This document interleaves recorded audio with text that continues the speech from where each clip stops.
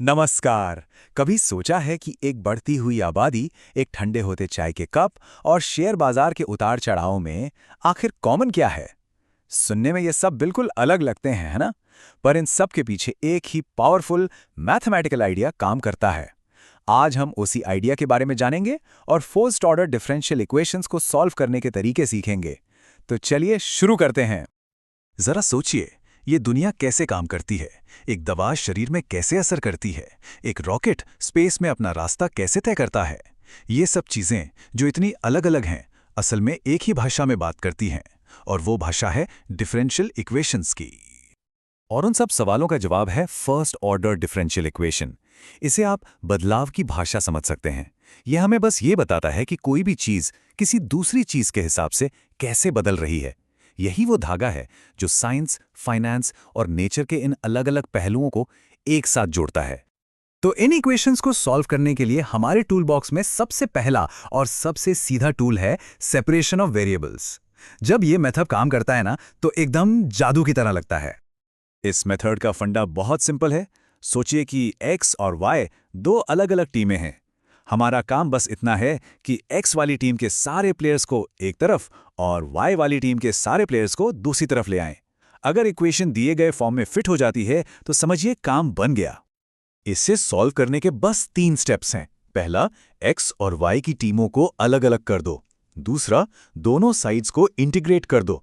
और तीसरा, y के लिए इक्वेशन को सॉल्व कर लो। हाँ, पर एक बहुत जरूरी बात जिससे अक्सर लोग भूल जाते हैं, वो है कांस्टेंट ऑफ इंटीग्रेशन c।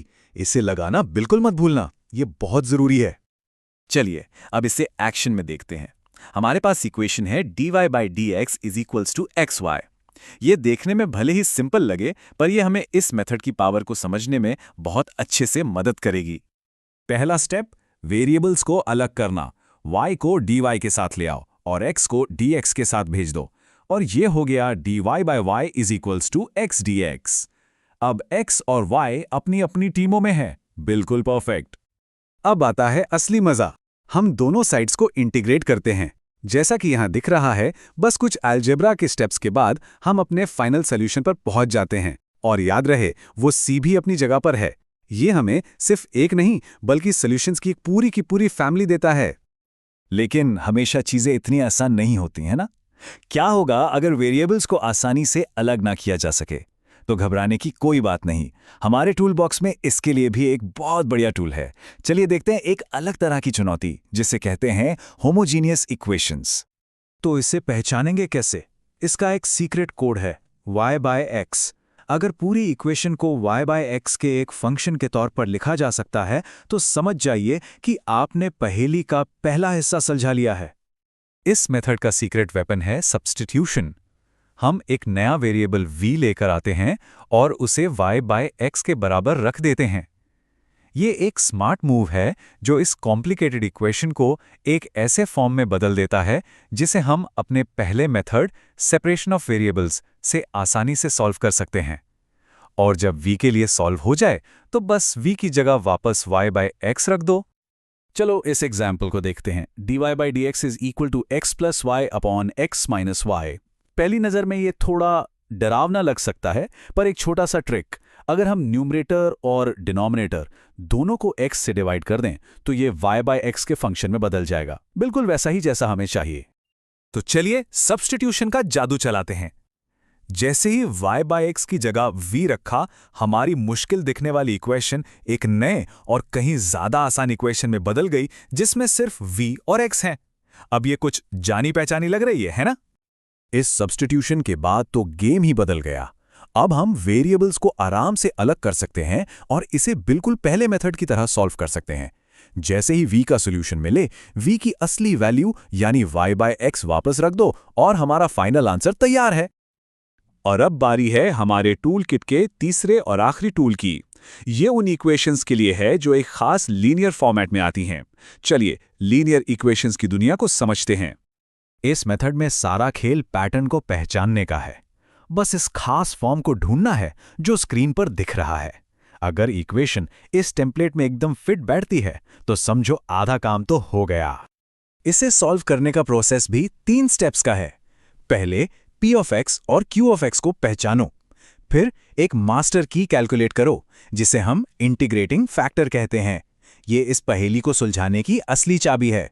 और आखिर में इस चाबी का इस्तेमाल करके सॉल्यूशन वाले फॉर्मूले से ताला खोल दो। एक और एग्जाम्पल देखते हैं। dy/dx + 2y = x।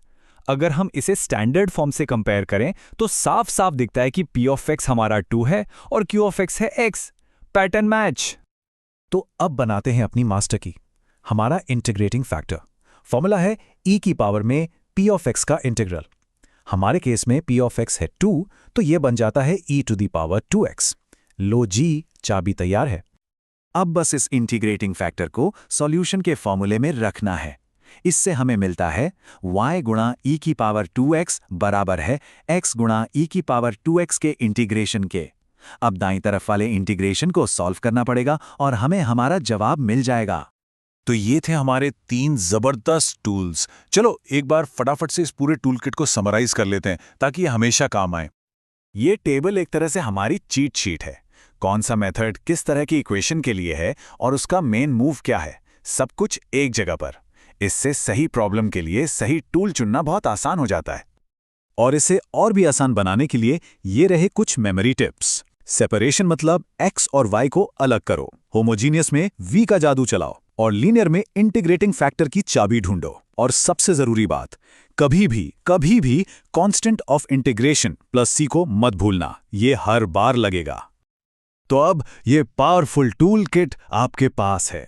ये सिर्फ मैथ के सवाल सॉल्व करने के टूल्स नहीं है, ये दुनिया को एक नए नजरिए से देखने का तरीका है। तो सवाल ये है, इस नई शक्ति का इस्तेमाल कौन सी पहेली को सुलझाने के लिए किया जाएगा?